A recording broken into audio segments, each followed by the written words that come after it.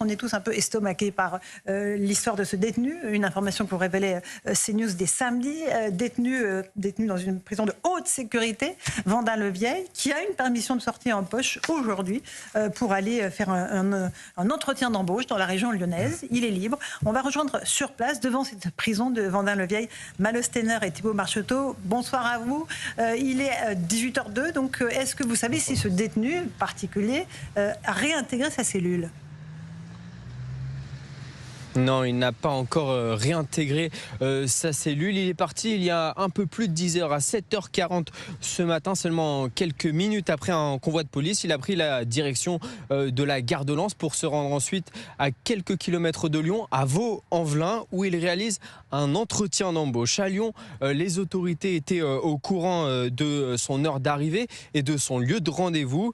Et ici, à Vendin-le-Vieil, cette permission a beaucoup fait réagir, d'autant plus que la direction locale avait émis un avis défavorable pour cette sortie. Alors Waïd Benfeza est désormais en totale liberté sur cette journée, avec une surveillance à distance malgré tout, mais ça reste une confiance qui lui est accordée, lui qui s'est déjà échappé de prison par le passé. Alors pour les horaires, il a une permission de sortie qui dure jusqu'à 21h ce soir. C'est l'heure la plus tardive à laquelle il doit rentrer dans le centre pénitentiaire de Vendin-le-Vieil, mais d'après ce qu'il a donné comme information, il devrait arriver ici aux alentours de 20h30. Merci beaucoup Malo Steiner, Thibault Marcheteau devant cette prison de Vendin-le-Vieil, Gauthier Lebret. C'est vrai qu'on est saisi à la fois par le profil de cet individu, mais tout est légal dans ce qui se passe. Tout est légal. C'est un juge d'application des peines qui a décidé, contre l'avis du parquet, contre l'avis de la prison, de lui donner cette permission d'une journée pour qu'il aille faire un entretien d'embauche à Vaux-en-Velin. Et le ministre de la Justice ne peut que regarder cette situation, effectivement, même si à travers le tweet de Gérald Darmanin, on sent bien qu'il désapprouve, sans le dire comme je le dis, et qu'il veut faire évoluer la loi. On est dans quand même un contexte très particulier où le narcotrafic a fait la une de l'actualité avec l'assassinat de Mehdi Kessassi, avec cette marche blanche, avec son frère Amine, qui est en première ligne, qui est le courage personnifié pour lutter contre les narcotrafiquants. Et on a donc l'un des 100 détenus les plus dangereux de France qui, pour une sortie dans 4 ans, va trouver un emploi. Sauf que si, en fait, il trouve cet emploi, il ne sortira pas du tout dans 4 ans. Exactement. Il sortira peut-être même dans quelques mois, alors qu'il a été condamné pour association de malfaiteurs. Et si sa peine a été prolongée, c'est parce qu'il a déjà tenté de s'évader. Écoutez, on marche sur la tête tous les jours. La semaine dernière, il y a un homme qui va au planétarium, un détenu qui avait déjà fait une évasion. On lui accorde une deuxième sortie, cette fois au planétarium. Il s'évade à nouveau. Alors Gérald Darmanin a décidé de limoger le directeur de la prison, plutôt de le recaser. Donc la fin de l'irresponsabilité permanente a sonné avec le nouveau ministre de la Justice. Mais oui, pour les Français, c'est totalement incompréhensible de voir l'un des 100 détenus les plus dangereux du pays pouvoir aller comme ça trouver un emploi comme n'importe qui. Mais Sabrina Agresti-Roubache, c'est vrai qu'on ne comprend pas. Ben oui, alors, on ne comprend pas, mais encore une fois, qui fait la loi ? La loi au sens législatif du terme. Les députés, les sénateurs, donc les parlementaires et le gouvernement. Donc vous avez des lois qui viennent de l'exécutif ou du Parlement. Quand la loi, ça ne va pas, quand on n'est pas content des dispositifs, on la change. Mais sauf que quand vous la changez, rappelez-vous, je prends toujours cette loi en exemple parce que je m'y étais beaucoup investi. La loi immigration, elle a été censurée à 70% par le Conseil constitue. Et de l'autre côté, je sens quand même des députés, parce que on parlera tout à l'heure du budget, c'est quand même aussi le rôle des politiques de sentir les moments de société et d'adapter la loi en fonction de l'évolution de la société. On ne peut plus continuer à faire, mais ce que vous disiez tout à l'heure, Laurence Ferrari, est très juste. Il respecte la loi, le juge de l'application des peines. Tout est légal. Tout est absolument légal. Vous avez un garde des Sceaux, et Gérald Darmanin a bien fait de dire il faut revoir le cadre législatif et le faire évoluer, mais à un moment donné, les Français aussi votent pour cette classe politique. Je reviens toujours à la même chose.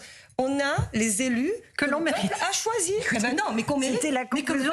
Mais que le peuple a choisi. Oui, c'est-à-dire qu'il faut arrêter aussi de toujours déresponsabiliser les Français ou de les infantiliser en mode ils ont des élus, mais ils ne comprennent pas pourquoi ils font telle chose. Alors dans ces cas-là, il ne faut pas voter pour eux et il faut envoyer un message peut-être un peu plus clair. José Bassescaron. Qu'on a choisi, je veux bien, mais là, le président du Conseil constitutionnel, c'est M. Richard Ferrand, qui n'est pas. Il est nommé, il n'est pas élu.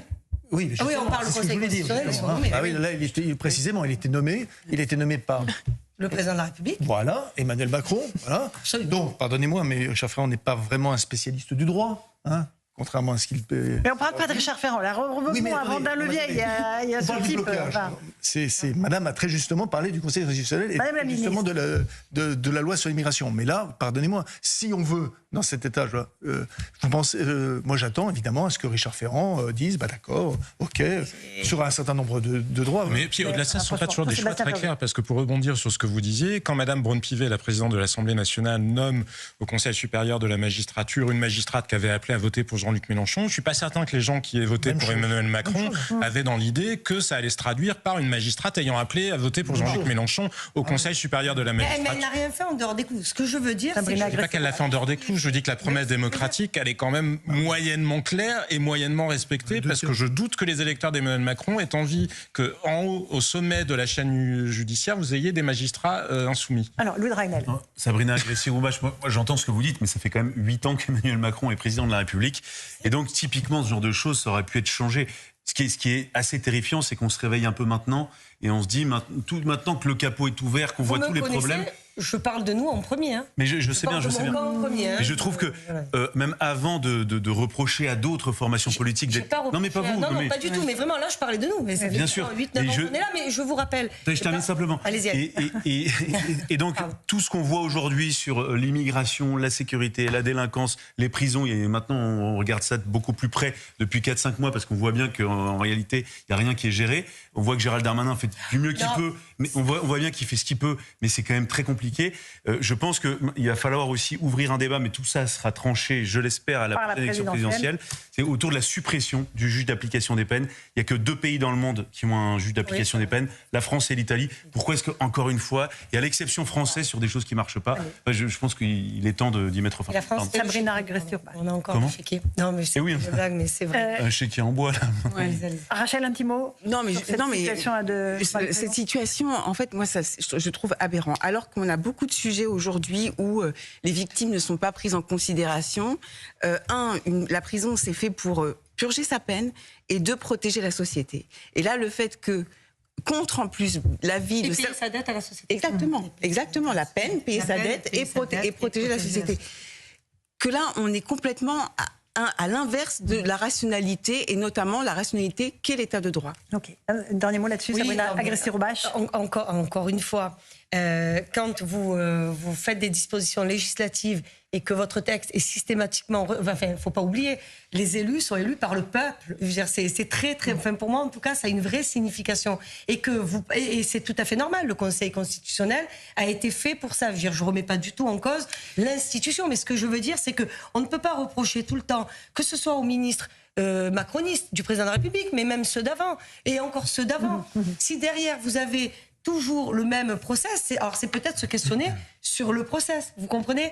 On pourra continuer à faire des dispositions, faire semblant de faire des CMP, des commissions mixtes paritaires, de faire des textes très durs, parce qu'on sait que derrière, les textes vont être retoqués. Et je pense que c'est en partie ce qui peut un peu démotiver la classe politique pour aller loin et répondre à la demande des Français. Mais peut-être de ce point de vue-là, est-il été plus utile de réformer ou de casser l'ENM plutôt que de le faire avec les l'École nationale de la magistrature. Allez, Gauthier Lebret, le dernier mot. Peut-être pas. Sur ce sujet. Non, mais pas de le casser au sens de faire... Sur ce détenu qui, à mon avis, rentrera ce soir. Oui, je pense. Mais vu la tension qui est portée sur lui. Effectivement, on nous a dit au début, c'est sa femme qui va venir le chercher, puis il ira tout seul dans la nature. Je pense qu'il y a une petite filature pour être sûr qu'il rentre ce soir. Territorial le suit.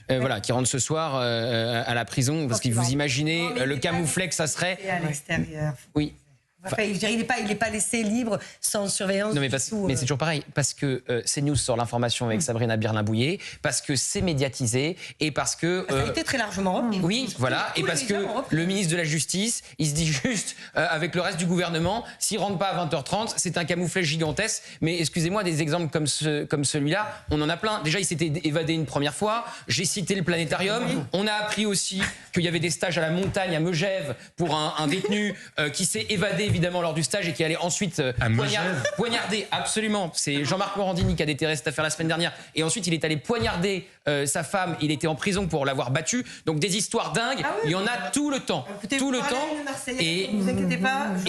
Oui, mais le problème, c'est qu'on peut décider de les déplorer ad vitam aeternam ou décider de changer les choses pour que ça ne se reproduise pas. Chacun son job. Chacun son job. Gauthier ne va pas s'engager, je pense. Chacun son job. Non, oui, bien sûr, vous avez bien raison, je ne suis pas journaliste et vous n'êtes pas politique.